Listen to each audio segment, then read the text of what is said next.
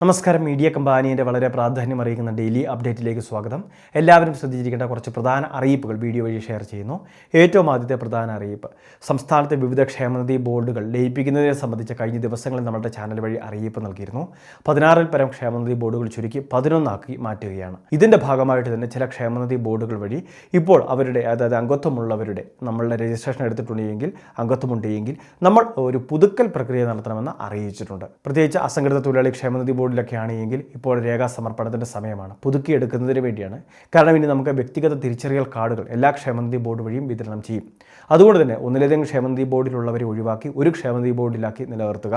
അതോടൊപ്പം തന്നെ നിലവിലുള്ള ഗുണഭോക്താക്കൾക്ക് ആനുകൂല്യങ്ങളെല്ലാം മുടങ്ങാതെ ലഭിക്കുന്നതിനും അതോടൊപ്പം തന്നെ വിവിധ പദ്ധതികളിലേക്ക് അപേക്ഷ വെക്കുന്ന സമയത്ത് ഒരു തിരിച്ചറിയൽ കാർഡ് വിതരണം ചെയ്യുക. അതാത് ക്ഷേമനിധി ബോർഡിൻ്റെ ഒരു കാർഡ് ലഭിക്കുന്ന രീതി. അപ്പോൾ ഇതെല്ലാം ക്രമീകരിക്കുന്നതിൻ്റെ ഭാഗമായിട്ടാണ് നമ്മളുടെ ഡേറ്റ് ഓഫ് ബർത്ത് തെളിയിക്കുന്ന അല്ലെങ്കിൽ ആധാർ അല്ലെങ്കിൽ ബാങ്ക് ഡീറ്റെയിൽസ് ഇങ്ങനെയുള്ള വിവിധ അനുബന്ധ രേഖകളെല്ലാം കൃത്യമായിട്ട് ഒന്നുകൂടി അപ്ഡേഷൻ ചെയ്യുന്നതിന് വേണ്ടി അറിയിച്ചിട്ടുള്ളത്. അക്ഷയ കേന്ദ്രങ്ങൾ വഴിയോ അല്ലെങ്കിൽ ജില്ലാ ക്ഷേമനിധി ഓഫീസിൽ നേരിട്ട് ഡോക്യുമെൻറ്റുകൾ ഹാജരാക്കിയോ ഈ പുതുക്കൽ ചെയ്യാവുന്നതാണ്.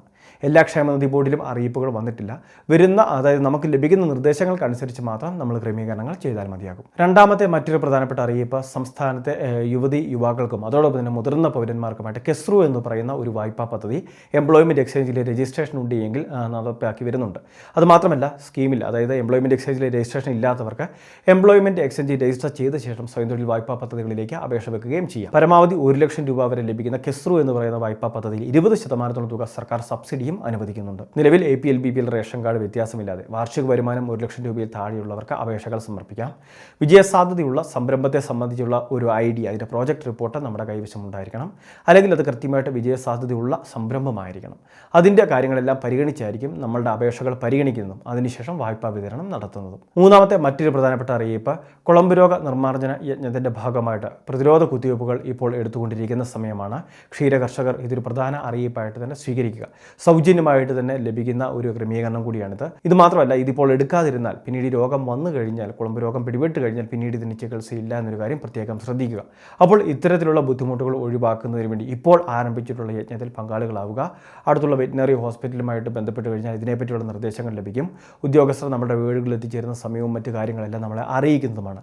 അതനുസരിച്ച് ക്ഷീരകർഷകർക്ക് വേണ്ട ക്രമീകരണങ്ങൾ ചെയ്യാനും സാധിക്കുന്നതായിരിക്കും. ഏറ്റവും അവസാനത്തെ പ്രധാന അറിയിപ്പ്, സംസ്ഥാനത്ത് വിവിധ മേഖലകളിൽ സ്കൂൾ പഠനോപകരണ കിറ്റുകൾ വിതരണം ചെയ്യുന്ന ക്രമീകരണങ്ങൾ ആരംഭിച്ചിട്ടുണ്ട്.